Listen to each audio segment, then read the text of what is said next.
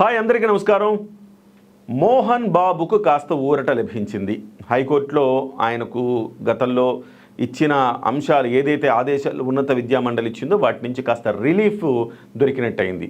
So దీనికి సంబంధించి మనం అసలు విషయంలోకి వెళితే కనుక ఆంధ్రప్రదేశ్ ఉన్నత విద్యా మండలి ఏం చెప్పిందంటే మోహన్ బాబు యూనివర్సిటీ ఇటీవల కాలంలో ఆయనకు డీమ్డ్ యూనివర్సిటీ హోదా వచ్చింది. ఈ మోహన్ బాబు యూనివర్సిటీలో అవకతవకలు జరుగుతున్నాయి. విద్యార్థులకు సంబంధించిన ఫీజులు అధికంగా వసూలు చేస్తున్నారు. అంటే ఆన్ పేపర్ ఉన్నదానికంటే అధికంగా రకరకాల పేర్లు చెప్పి అధికంగా వసూలు చేస్తున్నారు.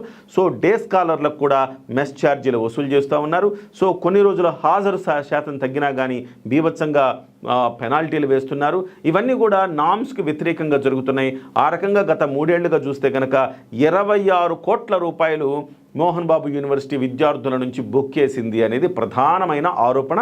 దీనికి సంబంధించి ఆంధ్రప్రదేశ్ పేరెంట్స్ అసోసియేషన్ ఫిర్యాదు చేసింది. గత 2024 అక్టోబర్లో దాదాపు సంవత్సరం తిరిగిన తర్వాత ఎంక్వైరీలన్నీ పూర్తయిన తర్వాత నిజ నిర్ధారణ జరిగింది. 26 కోట్లయితే అవకతవకలు జరిగినాయి, అదనంగా వసూలు చేసింది మోహన్ బాబు యూనివర్సిటీ అని చెప్పి తేలింది. దీంతో వెంటనే ఉన్నత విద్యా మండలి సిఫార్సు చేసింది ఏంటంటే దీన్ని గుర్తింపును వెంటనే రద్దు చేయాలి. అలాగే ఎస్వి యూనివర్సిటీ ఈ బాధ్యతలని కూడా స్వీకరించాలి. సో విద్యార్థులకు ఎలాంటి ఇబ్బంది లేదు. ఎస్వి యూనివర్సిటీ పరిధిలో అడ్మినిస్ట్రేషన్ అంతా టేకప్ చేస్తారు. సో 26 కోట్లు ఏదైతే అదనంగా వసూలు చేసిందో విద్యార్థులకు తిరిగి చెల్లించాలి. వాస్తవానికి చాలా హర్షించాల్సిన నిర్ణయం ఇది.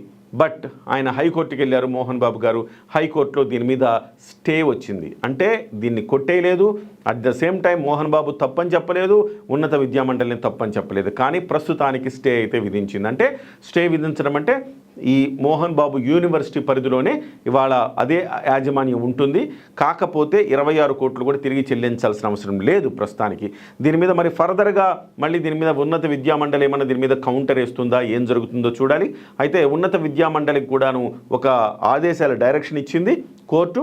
సో మేమేదైతే ఆదేశాలు ఇచ్చామో ఆ ఆదేశాలని మీ యొక్క వెబ్సైట్లో పొందుపరచండి సో అని చెప్పేసి హైకోర్టు ఆదేశాలు ఇచ్చింది. అంటే ఒక రకంగా చెప్పాలంటే మోహన్ బాబు ప్రస్తుతానికి ఊపిరి పీల్చుకున్నారు.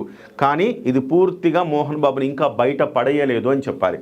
వాస్తవానికి మోహన్ బాబు యూనివర్సిటీని మాత్రమే కాదు, చాలా యూనివర్సిటీలు ఈ రకంగా విద్యార్థుల ముక్కు పిండి వసూలు చేస్తున్నాయి. సో ఆ యూనివర్సిటీలన్నీ కూడా డీమ్డ్ యూనివర్సిటీల పేరుతో ఈ మధ్యకాలంలో చాలా యూనివర్సిటీలు వస్తున్నాయి. రాజకీయ పలుకుబడితోటి చాలామంది యూనివర్సిటీలు తెచ్చుకుంటా ఉన్నారు. సో ఏ ప్రభుత్వం వస్తే ఆ ప్రభుత్వం, ఆ సామాజిక వర్గం వాళ్ళు ఆ ప్రభుత్వ పలుకుబడితోటి వెళ్ళి యూనివర్సిటీలు తెచ్చుకునే పరిస్థితి కనపడతా ఉంది. కానీ గతంలో కూడా మోహన్ బాబు వైసీపీకి చాలా దగ్గరగా ఉన్నారు.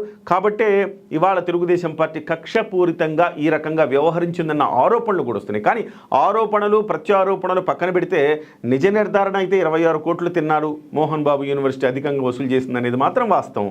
సో మెస్ ఛార్జీలు వసూలు చేయడం ఏంటంటే డైలీ డే స్కాలర్కి మెస్ ఛార్జీలు వసూలు చేయడం ఏంటి? ఇంత దారుణంగా మోహన్ బాబు యూనివర్సిటీ ఉందంటే మోహన్ బాబు ఏమో బయటికి శుద్ధపూస కబుర్లు చెప్తాడు, చేసే వ్యవహారాలన్నీ ఇలాంటివి ఉన్నాయి. సో కాబట్టి దీని మీద మళ్ళీ ఉన్నత విద్యా మండలి మళ్ళీ కౌంటర్ వేసే అవకాశం ఉంది. మళ్ళీ దీని మీద పైకోర్టుకు వెళ్ళే అవకాశం కనబడతా ఉంది. మరి మోహన్ బాబు ఏ రకంగా దాని నుంచి బయటపడతాడని చూడాలి. ప్రస్తుతానికైతే మోహన్ బాబుకి కొంచెం ఊరట లభించిందనే చెప్పాలి.